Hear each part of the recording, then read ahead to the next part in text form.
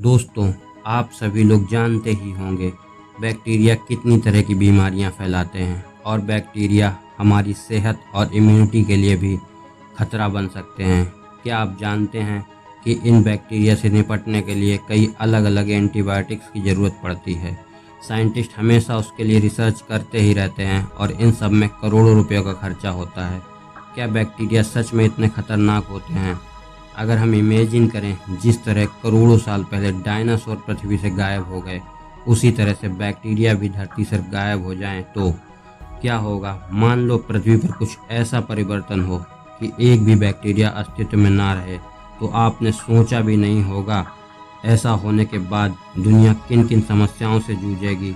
तो चलिए देखते हैं बैक्टीरिया लेस वर्ल्ड कैसा होगा।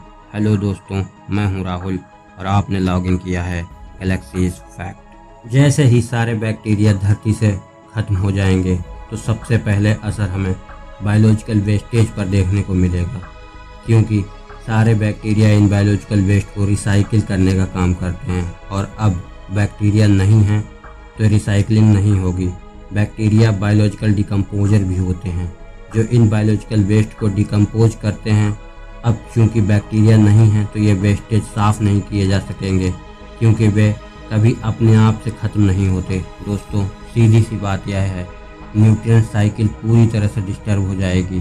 मतलब कि जो न्यूट्रिएंट्स प्लांट में आते हैं और प्लांट से मानव और जानवरों द्वारा लिए जाते हैं, वे इस धरती से ही लिए जाते हैं। दोस्तों, बैक्टीरिया और फंजाई का पहला काम यह होता है कि वे इन न्यूट्रिएंट्स को ऑर्गेनिक स्टेट से इनऑर्गेनिक स्टेट में कन्वर्ट करते हैं, डिकम्पोज करते हैं, इसलिए इन्हें डिकम्पोजर भी कहते हैं। तो दोस्तों, सबसे पहला और बड़ा खतरा यह होगा कि हमारी पृथ्वी एक बड़े कचरे के ढेर में बदल जाएगी।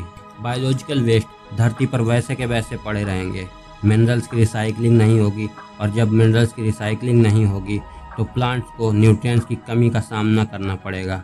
और सबसे बड़ा फ़र्क नाइट्रोजन की रिसाइकलिंग में पड़ेगा, क्योंकि प्लांट्स एटमॉस्फेरिक नाइट्रोजन को डायरेक्ट इस्तेमाल नहीं कर पाते, उन्हें बैक्टीरिया की हेल्प लेनी पड़ती है और वह नाइट्रोजन नाइट्रेट और अमोनिया आयन के रूप में एटमॉस्फेयर में मौजूद होती है। चूँकि प्लांट को नाइट्रोजन नहीं मिलेगी तो प्लांट्स की प्रकाश संश्लेषण प्रक्रिया यानी फोटोसिंथेसिस बहुत कम हो जाएगी, जिससे O2 और बाकी प्रोडक्ट कम बनने लगेंगे, जिसका सीधा असर फूड चेन पर पड़ेगा, जिससे सारे शाकाहारी, मांसाहारी और सर्वाहारी जीव जंतु जूझ रहे होंगे।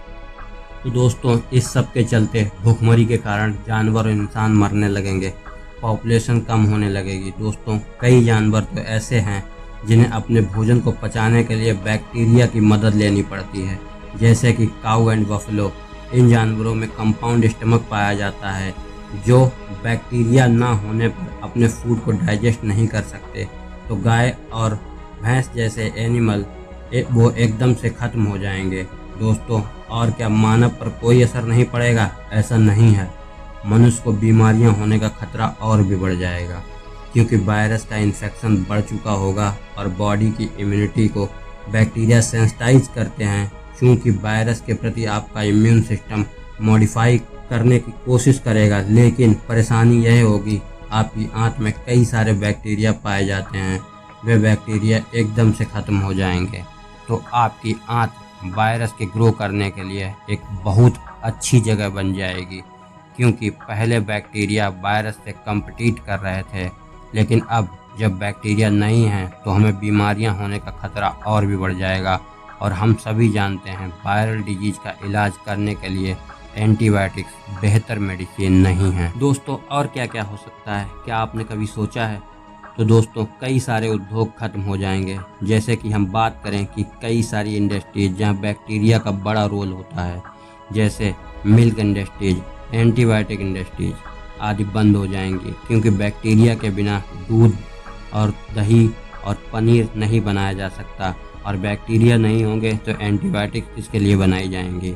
तो अगर आप सोचते हैं कि बैक्टीरिया लेस वर्ल्ड बहुत अच्छा होगा, तो आप बहुत बड़ी गलतफहमी में हैं। बैक्टीरिया हमारे जीवन में बहुत बड़ा स्थान रखते हैं।